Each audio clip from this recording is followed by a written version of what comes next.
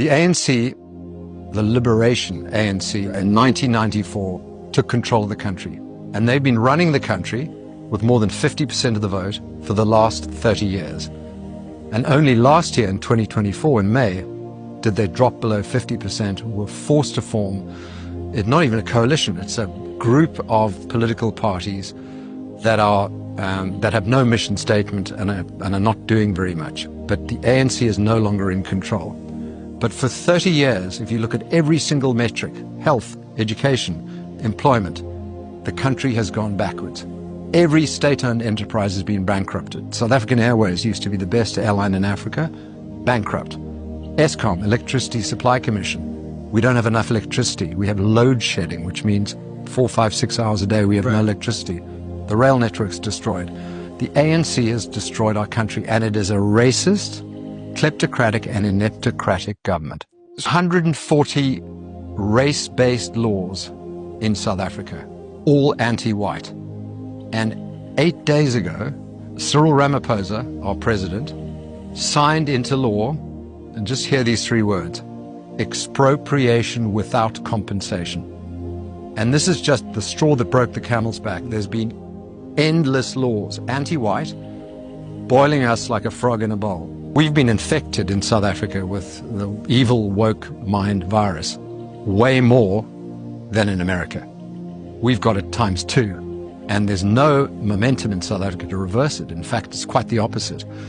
So it's been like a miracle that Trump got elected and he's making these decisions to reverse this wokeness because, you know, South Africa needs a big wake-up call, and it isn't going to come internally. What were those 3 words? It was expropriation with... Expropriation without compensation. So this is, in essence, they're taking farms. Well, they can. Yeah. So they haven't implemented it yet. It's been signed into law. Yeah.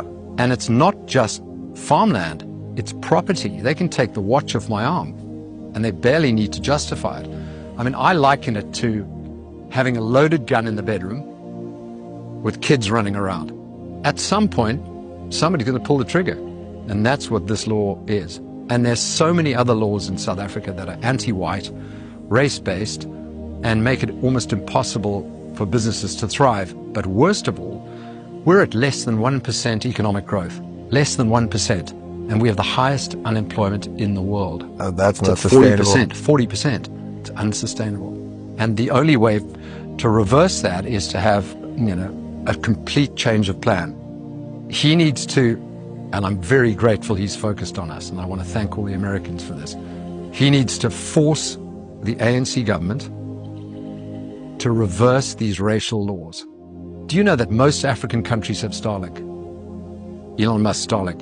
We don't, because we have a law that every business in South Africa has to have 30% black ownership. And Elon Musk said, I'm not handing over 30% because I have to. We don't have Starlink. It's insane.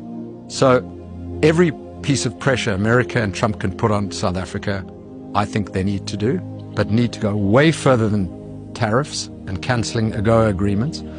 They need to focus on sanctions and please put all the bad guys, the leaders of the ANC, EFF, which is very bad news, and MK parties, put them on the terrorist list, put them on the no travel list, ban their bank accounts, put maximum pressure on South Africa, because China won't come to the rescue of the ANC. China is not going to pick a fight with America over South Africa. They'll back off. And remember, the ANC government has been bribed by Iran to file the case against Israel in the International Court of Justice, paid by Iran. So our ANC government has poked America in the eye for the last 15 years, voted against America on every issue in the United Nations, and it's payback time.